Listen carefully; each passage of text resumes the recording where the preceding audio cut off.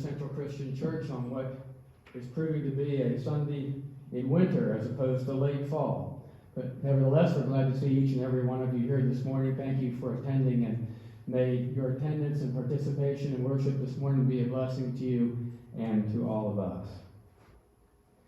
The announcement that I have this morning are a few, but important. First, today is the first of our 2 annual Pledge Sundays. The Joash boxes are up here in the front, one on either side, and we would invite you to come forward during the singing of the praise song following the scripture reading and place your faith commitment cards in one of the 2 boxes.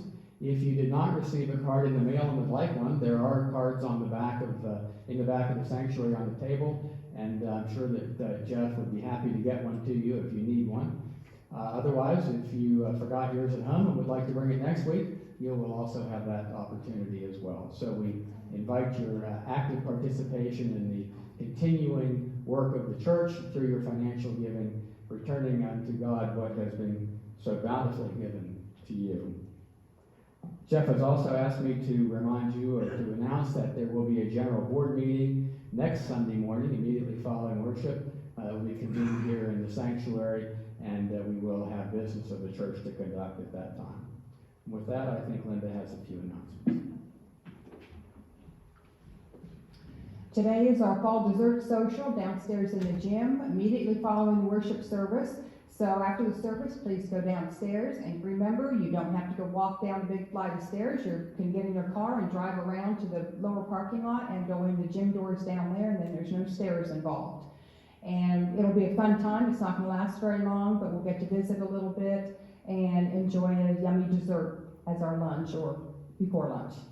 And then Saturday is our women's retreat. It's coming Saturday, November 20th, 10 o'clock till 3:30, and it's going to be a lot of fun. We have a lot of different things planned. It'll just be a good day, and we hope all the ladies can come. If you have not told me, or Margaret Ann's catching people as they're walking in today, if you haven't let us know that you can come, please do so we know how much food to buy, because we need to provide lunch. Remember, the day is free, and the only thing that you might need money for is if you want to purchase or bid on something at the silent auction, and we have 10 things up for bid for the silent auction. So if you have any questions, please ask me. Thank you. Let's stand and call ourselves into the presence of God, who is always present for us. We'll begin our worship with an interpretation of Psalm 127 and 28. Those human creatures who struggle for significance apart from God's will and purposes struggle in vain. They build homes and institutions. They acquire property and possessions. They crowd the land with their clutter of questionable achievements. They fill the better part of every day with self-centered activities.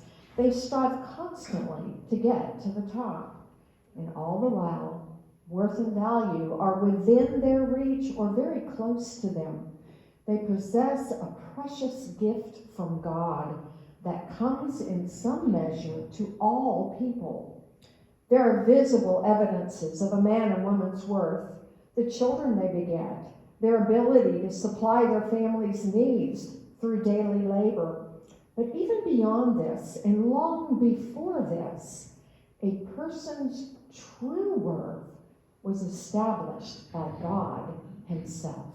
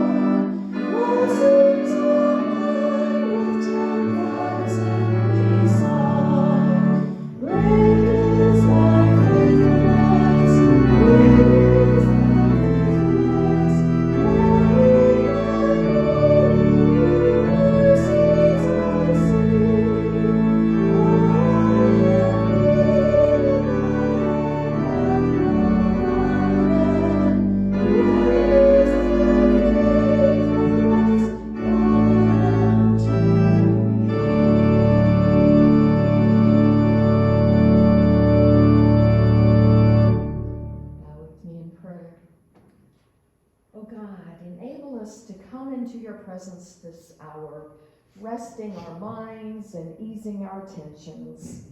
Thank you for your mercy and grace, your all-encompassing love and comfort.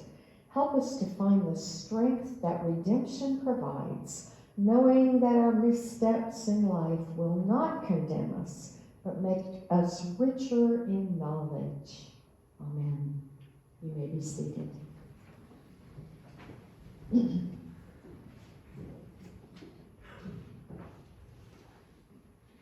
scripture this morning comes from the book of Ruth, chapter 4, verses 9 through 17. Then Boaz said to the elders and all the people, "You are witnesses this day that I have bought from the hand of Naomi all that belonged to Elimelech, and all that belonged to Chilion and to Mahlon, also Ruth the Moabitess, the widow of Mahlon. I have bought to be my wife, to perpetuate the name of the dead in his inheritance, that the name of the dead may not be cut off from among his brethren, and from the gate of his native place.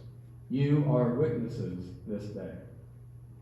Then all the people who were at the gate and the elders said, "We are witnesses. May the Lord make the woman who is coming into your house like Rachel and Leah, who together built up the house of Israel. May you prosper in Ephrathah and be renowned in Bethlehem. And may your house be like the house of Perez, whom Tamar bore to Judah, because of the children that the Lord will give you by this young woman." So Boaz took Ruth, and she became his wife, and he went into her, and the Lord gave her conception, and she bore a son. Then the women said to Naomi, "Blessed be the Lord, who has not left you this day without next of kin, and may his name be renowned in Israel. He shall be to you a restorer of life, and a nourisher of your old age. For your daughter-in-law who loves you, who is more to you than 7 sons, has borne him." Then Naomi took the child and laid him in her bosom and became his nurse. And the women of the neighborhood gave him a name, saying, "A son has been born to Naomi." They named him Obed. He was the father of Jesse, the father of David. May the Lord add his blessing to the reading of his holy word.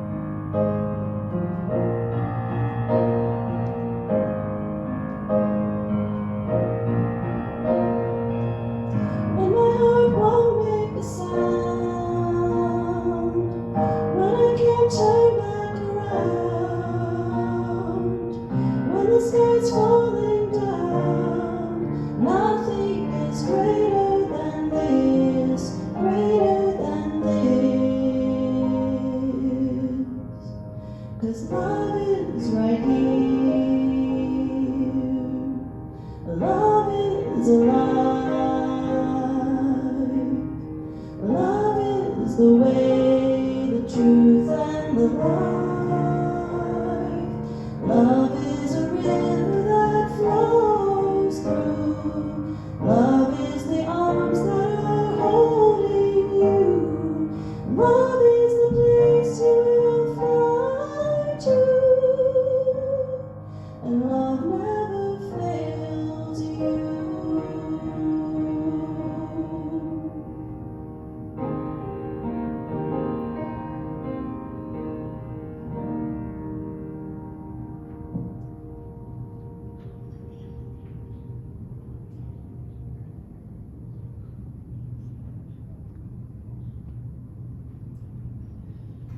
Title of the sermon this morning is Love That Redeems.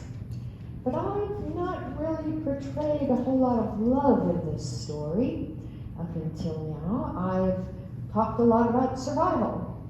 And of course I don't land anywhere because who knows?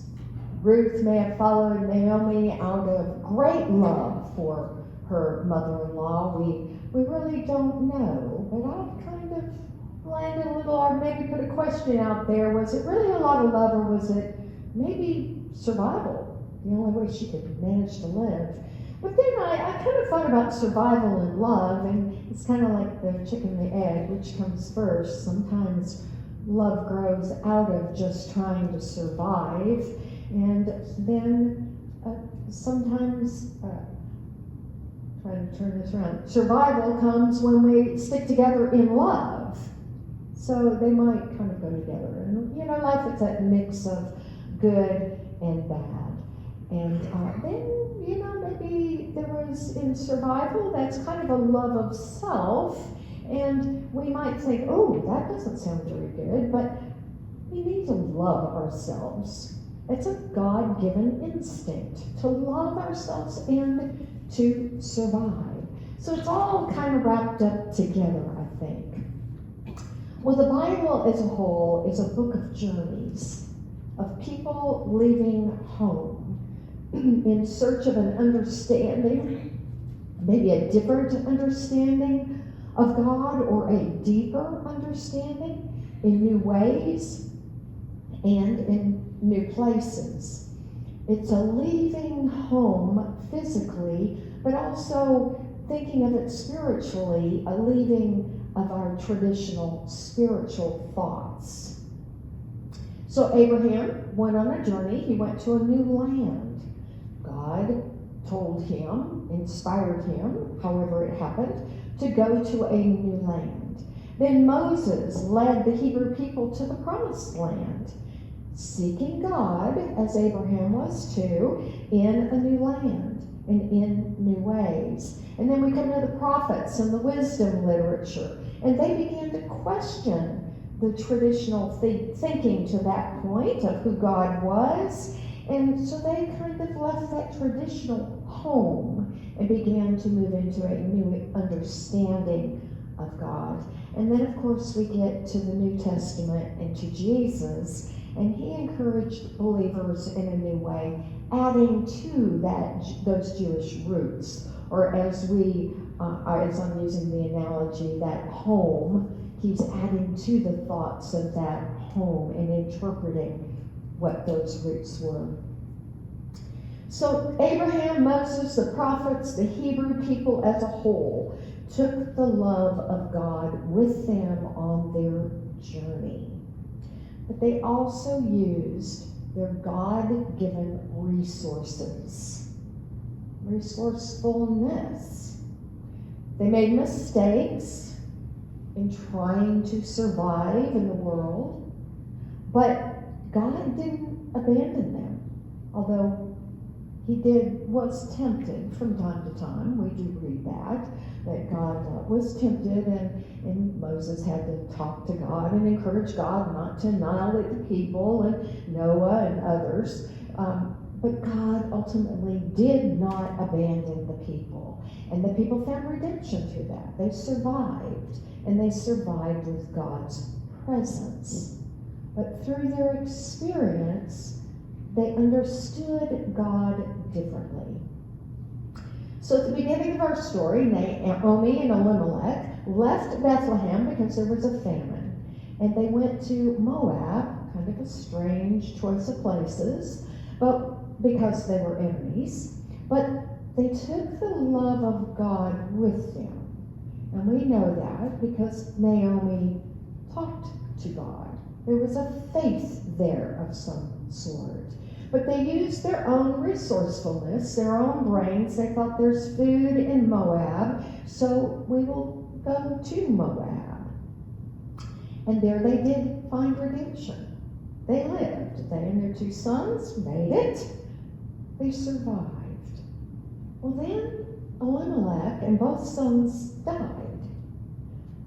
Well, and this is where I say that Naomi had a deep faith in God because she screamed at God. She was bitter. She was frustrated. She even called herself Mara, a new name, because she was bitter with what God had allowed to happen in her life.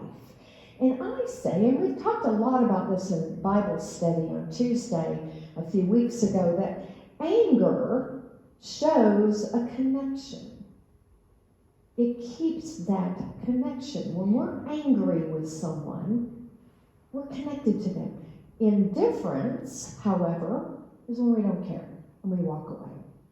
And that connection is broken.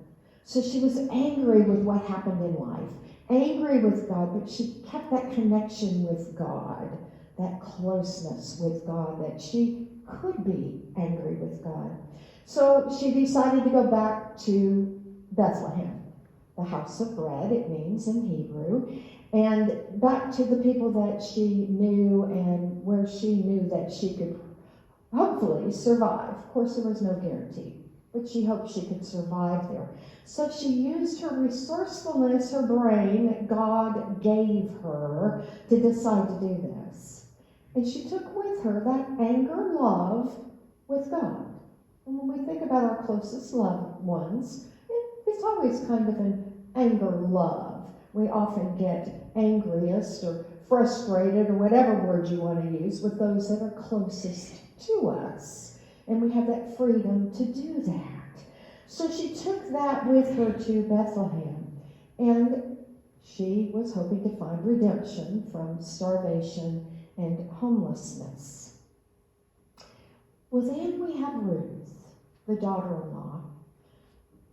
The other daughter-in-law went and left and went home to her own home, back to her father's house. We're assuming that she knew she could survive that way. But I pose the question, did Ruth leave because she loved Naomi, or did she leave because she couldn't go home? She was in an interfaith, interracial marriage. And maybe her father couldn't afford another mouth to feed. Maybe she could not go home. We don't know. Was it the love of God, Naomi's God, or was it the love of her gods? Had she taken on the God of Naomi? We don't know. Was it love of self, survival? Maybe Moab had no rules to help those who were indigent. The Jewish laws did. They said that those who were the farmers, those that provided the food, had to leave a little bit in the field so those who had no money could come and gather it up at least to live, not well, but manage. Or was it her God-given instinct that said, I've got to survive somehow, some way, and the only way that she could see was with Naomi? Well, honestly, I think life is a mixture of all of that. And I think we're all guilty of that. We probably don't want to say it, but our choices in life have a lot to do with love of those that are around us and doing for others, and a lot of it is just trying to survive ourselves. And so it's that give and take, and we're all human. Well, the 2 women arrived in Bethlehem, and Ruth went out to glean in the fields. Again, love of God, love of Naomi, love of self, probably a little bit of all. But like Abraham and Moses, she knew she could. She used the resourcefulness that she had. She was young. Naomi apparently could not. She did not go into the field to glean. But she trusted the Jewish system, the God of the Hebrew people, and their laws, that she could go into that field and she could get enough to eat. Probably only enough for the two of them to eat for a couple days or a week at the most. Not a lot of food, but enough to make it at least through harvest season. Well, she ended up in the field of Boaz, who was a kinsman. She didn't know, or at least we're not told that. Was it God's direction that she ended up in that field? We're kind of led to believe that in the story. Or was it coincidence? Well, I prefer not to think it's either. I have troubles with thinking of God as directing our lives like placing us on a chessboard. And of course, we talked about Job in the sermon series before this, and how God and Satan, the adversary, were playing a game with Job, poor Job in the middle. And I just can't see God that way. And so I can't see God just placing me where I need to be. But I do see God as living within my life. And if I am in love with God, paying attention to God's movement in my life, then God can move me to where I need to be. And if I'm really paying attention, like I said, in my life, in my spirit, in my conscience, in the way that I use my resourcefulness, all of those attuned to God. And so she went into that field, and I'm saying, maybe Naomi gave her a hint of which direction to go. Maybe Ruth was attuned to God. We don't know, but she ended up in Boaz's field. Well, we talked about in the last few weeks the fact that in those days, women had to have a male in order to survive. Everything was done through the male line, and if a woman did not have a male, she had no land, she had no money. If she was a widow, she was facing death. Well, I began to think about how foreign that was, and I thought, well, that's not so foreign to us here in the U.S. as we might think. In the colonial and early statehood days of our country, I was very surprised to find out that we had the right to vote. Maybe not for everything, and maybe not in every single colony, but we had the right to do some things, women did. But then it was systematically disenfranchised. And so in 1807, we had no right to vote on anything again. Everything was through the men. Well, in Mississippi, of all places, in 1839, women gained the right to own their own land in their own name. Amazing. But it wasn't until 1920 that we actually gained the right to vote in federal elections. 1920 was not that long ago. And I was surprised that in 1981, there was a case which finally ended the practice that men could take out a second mortgage on a house jointly owned by a wife and a husband, that he could take out a second mortgage without her knowledge. That was 1981, not that long ago. So things are kind of slow in our country too. But these women needed the protection of a man in that day. Well, I think that Boaz kind of singled her out, kind of maybe gave her the impression that what she did might be okay.